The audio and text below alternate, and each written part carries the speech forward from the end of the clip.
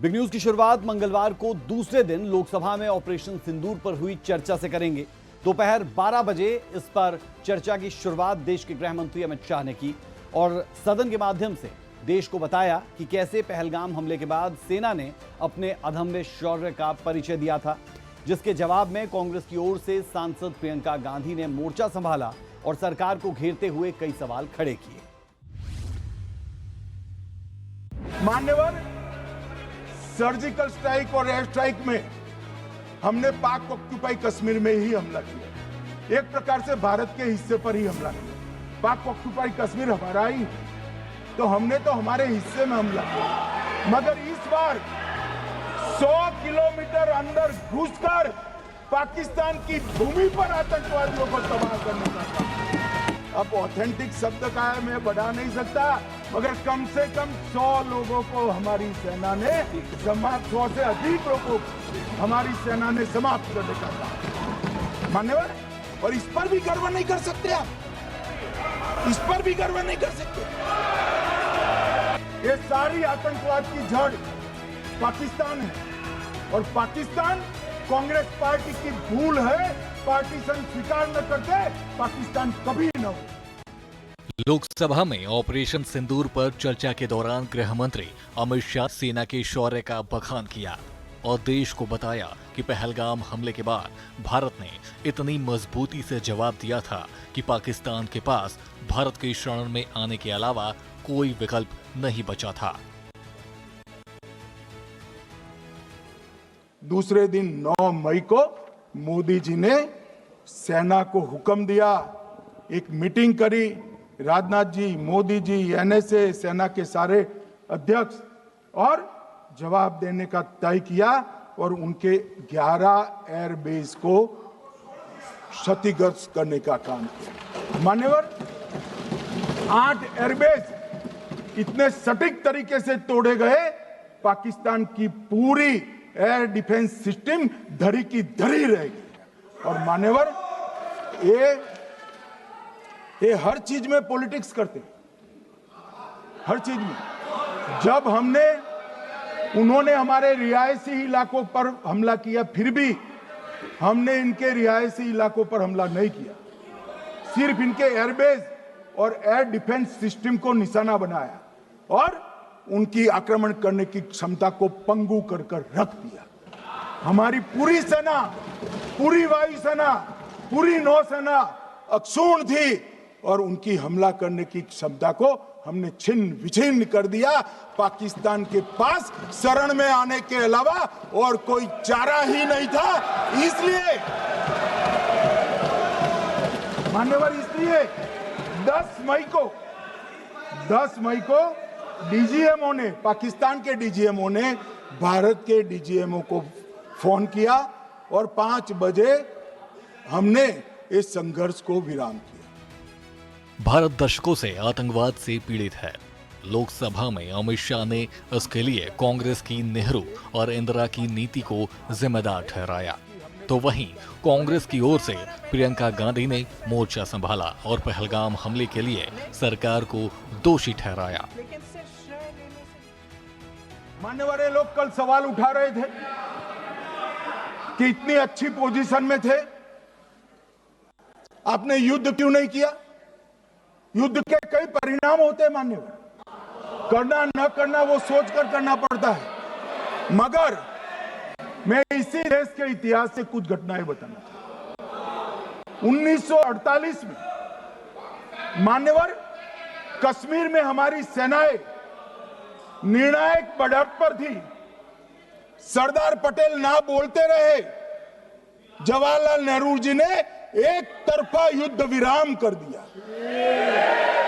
और मान्यवर, मैं बड़ी जिम्मेदारी के साथ कहता हूं, मैं इतिहास का विद्यार्थी हूं। पाक ऑक्यूपाई कश्मीर का अगर अस्तित्व है तो जवाहरलाल नेहरू जी की ये युद्ध विराम के कारण है। इसका जिम्मेदार जवाहरलाल नेहरू है। मान्यवर, युद्ध की विजय की चकाचौंध में क्या हुआ? 93 हजार युद्धबंदी हमारे पास थे, 93,000, और 15,000 वर्ग किलोमीटर क्षेत्र पाकिस्तान का हमारे पास था। 93,000 युद्धबंदी, उस वक्त की पाकिस्तान की सेना का 42% और 15,000 वर्ग किलोमीटर क्षेत्र। मगर शिमला में समझौता हुआ, पाक ऑक्यूपाई कश्मीर मांगना ही भूल गए। अगर उस वक्त पाक ऑक्यूपाई कश्मीर मांग लेते, न रहेगा बांस न बजती बांसुरी। ये कैंप तोड़ने की जरूरत न पड़ती साहब आपको, हमको। मान्यवर, इतना ही नहीं, पाक ऑक्यूपाई कश्मीर तो नहीं लिया, मांगना ही भूल गए।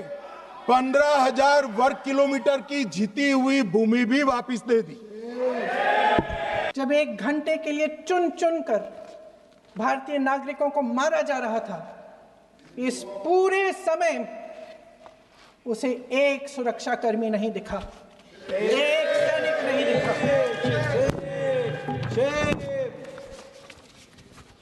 शुभम की पत्नी ने कहा, कोट, मैंने अपनी दुनिया को खत्म होते हुए देखा, अपनी आंखों के सामने एक सिक्योरिटी गार्ड नहीं था।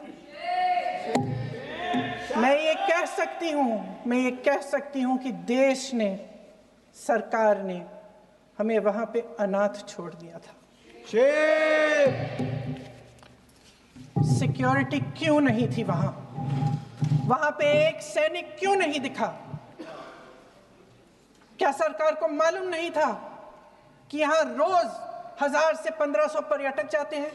क्या सरकार को मालूम नहीं था कि यहाँ के पहुंचने के लिए जंगल के रास्ते से जाना पड़ता है? अगर कुछ हो जाएगा तो लोग वहां से निकल नहीं पाएंगे। एक चिकित्सा का इंतजाम नहीं था, फर्स्ट एड का इंतजाम नहीं था, कोई इंतजाम नहीं था, ना सुरक्षा का ना फर्स्ट एड का। इन लोगों को भगवान भरोसे छोड़ दिया गया। ये लोग वहां पे इस सरकार के भरोसे गए और इस सरकार ने उन्हें भगवान भरोसे छोड़ दिया। पहलगाम के दोषी आतंकियों को लेकर विपक्ष लगातार सरकार को घेरते आ रहा था। लोकसभा में चर्चा की शुरुआत करते हुए अमित शाह ने सबसे पहले इसी मुद्दे पर बोलना शुरू किया और सदन के माध्यम से देश को बताया कि कैसे पहलगाम के आतंकियों को ऑपरेशन महादेव चलाकर जहन्नुम पहुंचा दिया गया। इसी दौरान अखिलेश यादव ने बीच में टोकने की कोशिश की, जिस पर अमित शाह ने कहा कि आप आतंकियों का धर्म देखकर दुखी मत हो। मान्यवर, मैं तो अपेक्षा करता था कि जब एक सूचना सुनेंगे पक्ष विपक्ष में खुशी की लहर दौड़ जाएगी, मगर ये स्याही पड़ गई इनके चेहरे। ये क्या है मान्यवर? किस तरह की पॉलिटिक्स? भाई, आतंकवादी मारे गए, आपको इसका भी आनंद नहीं है?